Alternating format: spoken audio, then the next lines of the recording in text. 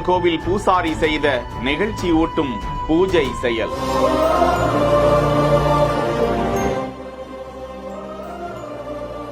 மத நல்லிணக்கத்திற்கு உதாரணமான உத்திரைய மாதா ஆலய திருவிழா.